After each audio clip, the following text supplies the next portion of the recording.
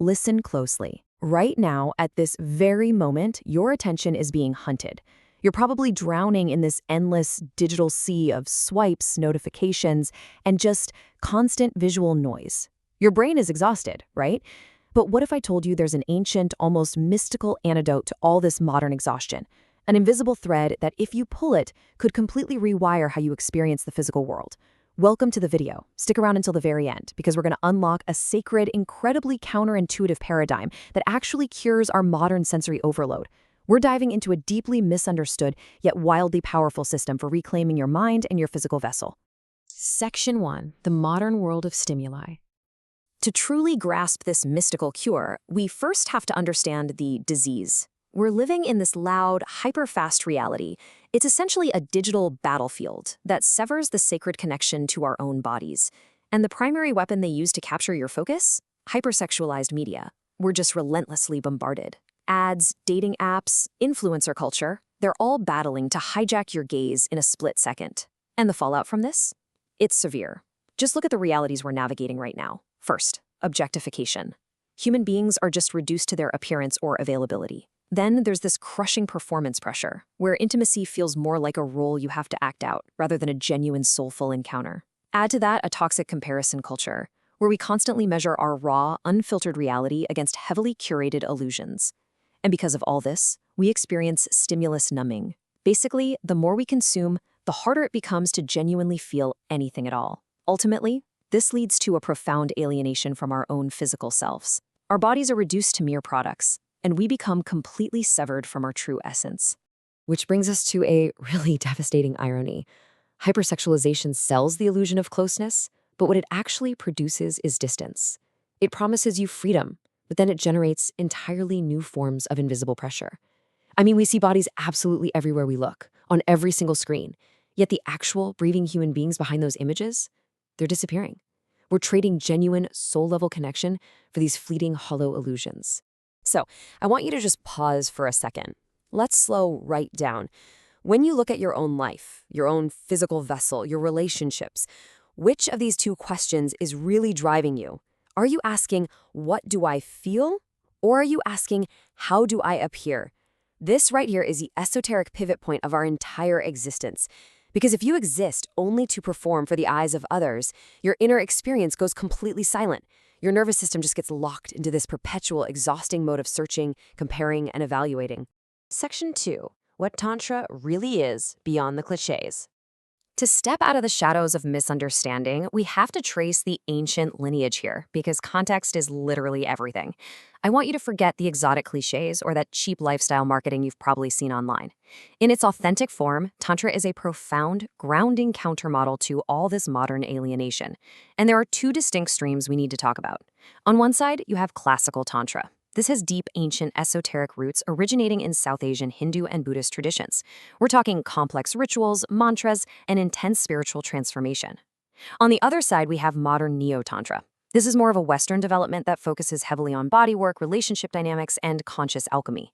It is absolutely crucial that we don't mix these two up. But both of them offer some seriously fascinating insights into living a more awakened life. Now, let's dismantle the biggest myths holding people back from this knowledge. Number 1. Tantra is not just about sex. It is a vast, intricate system of consciousness, breath, and energy. Number 2, it is not about limitless, chaotic freedom. Actually, true freedom here requires deep ethical boundaries. Number 3, you do not need a partner for this. A lot of the most powerful practices are entirely solitary. Number 4, it's not some magical cure-all that replaces therapy or medical help. And number 5, it doesn't have to be exotic. The most profound practices are often incredibly simple, like just learning how to sit still and truly perceive the universe around you. So, what does this ancient word actually mean? Rooted in Sanskrit, Tantra essentially translates to a woven fabric, a system, or a continuum. It's a spiritual and practical worldview with a very unique premise. You see, a lot of ancient paths teach that to find true enlightenment, you have to escape the physical world. Tantra teaches the exact opposite. It whispers that you don't flee from life to find awakening, you dive deeper into it. Your physical reality, your every breath, your daily mundane existence, these aren't obstacles. They're the very woven threads of your spiritual awakening. Section 3. The Inner Four-Layer Model. So how do we actually use this ancient technology to combat our modern overstimulation? We do it by reversing the flow of our attention through 4 sacred layers. Instead of being completely controlled from the outside in, by notifications and external validation, we learn to operate from the inside out. It starts with the body. And I don't mean looking at it in a mirror, I mean actually feeling it from deep within. Next is the breath. The breath is this mystical bridge. It anchors your wandering mind and literally physically calms your nervous system. Third is attention. This is about actively pulling your focus away from all those frantic external stimuli and anchoring it entirely in the present moment. And finally, meaning. This is where you frame this internal experience with real dignity and ritual rather than just mindless consumption. Now, let's look at the tantric path of action to truly grasp the ultimate goal here. In the modern digital world, our path is incredibly short. A stimulus hits us and we immediately react. Swipe, click, buy, judge, boom. But look at this ancient progression instead. A stimulus happens, but then comes perception. We actually take a moment to notice the stimulus. Then comes a decision, and only then comes a dignified action. And that pause? That pause is everything. It's the creation of space. In a world practically engineered to force you into immediate knee-jerk reactions, creating space between a stimulus and your response is an act of sheer rebellion. It is within this quiet, invisible space that your actual freedom of choice lives. This space is the core alchemy. It's what allows you to step off the hamster wheel of mindless consumption and ascend into conscious, awakened living.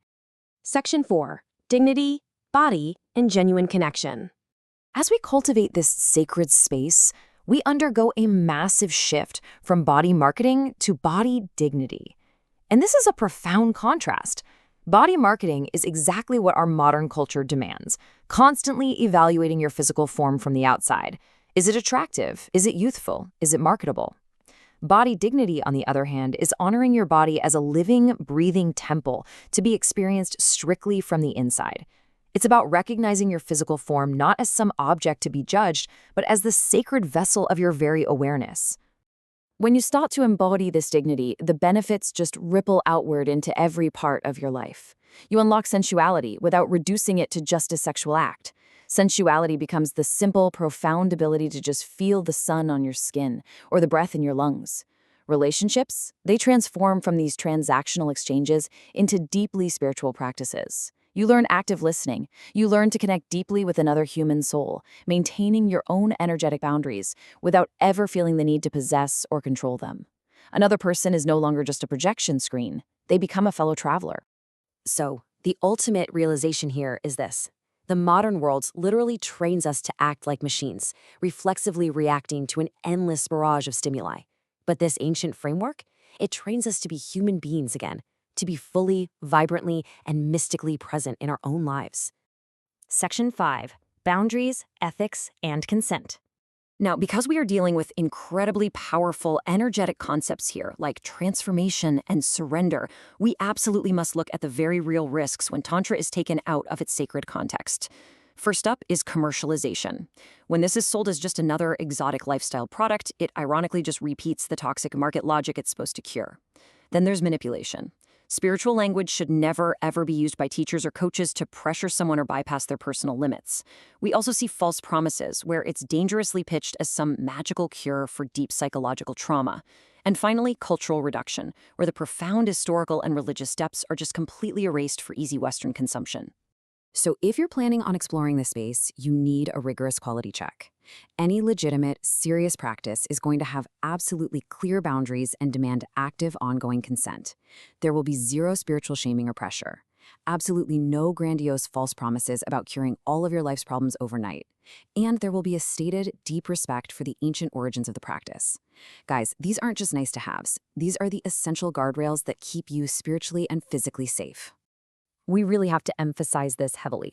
Tantra without boundaries is not Tantra. It just becomes a pretty word used to excuse a total lack of responsibility. True consciousness is completely inseparable from deep respect, unshakable consent, and profound personal responsibility. Which brings us to our final thought for this breakdown. The noise of the modern world, it isn't going away. The screens are going to keep flashing, the apps will keep demanding your attention, but you have a choice. I want to leave you with this provocative question to carry with you today. Are you living simply as an image to be viewed and evaluated by the outside world?